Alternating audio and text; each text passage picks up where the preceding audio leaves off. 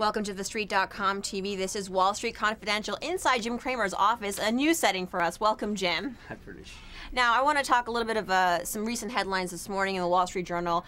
Secretary of Treasury Henry Paulson, their reporting is proposing maybe an end to the subprime issue. Yeah, well, I mean, I think that everything's been happening. First of all, this is all 1990 stuff. Like I've been saying, go with that game plan. I turned very positive on Monday as soon as I learned that the Arabs, Abu Dhabi, had put money in with Citigroup. That was it. And then you knew that you had a 1990 situation. Then we had E-Trade, where we valued the mortgage bonds that they bought at 28 cents on the dollar. So now we know how much those are worth. That's by Ken Griffin at Citadel. That was really good.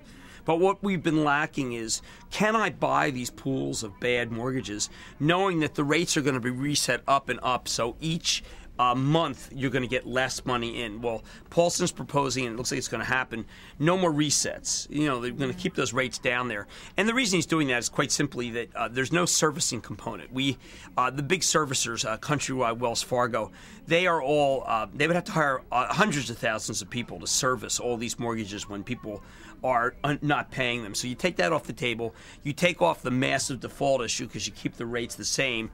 You make it so people don't want to walk away from your house. And suddenly Countrywide goes from a sell to a buy. Wells goes from a sell to a buy. Citigroup sell to a buy. Washington Mutual sell to a hold, because I still think their dividend's too big.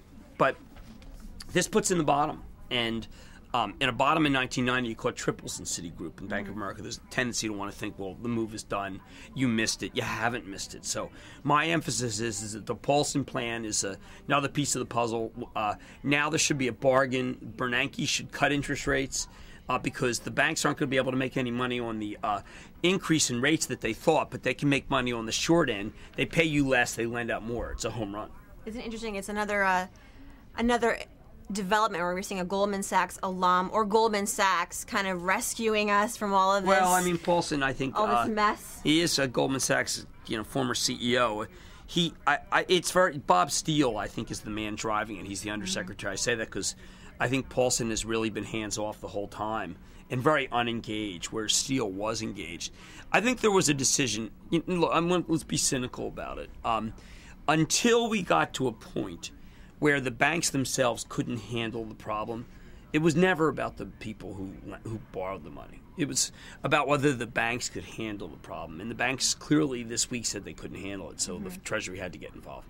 And they're doing the right thing. Oh, yeah, definitely. All right, Jim Cramer on the latest headline from the Wall Street Journal. This could be, we may be getting closer to the end. No, we're at the bottom. That doesn't mean that everybody makes it, but we're done with the it's unfathomable phase.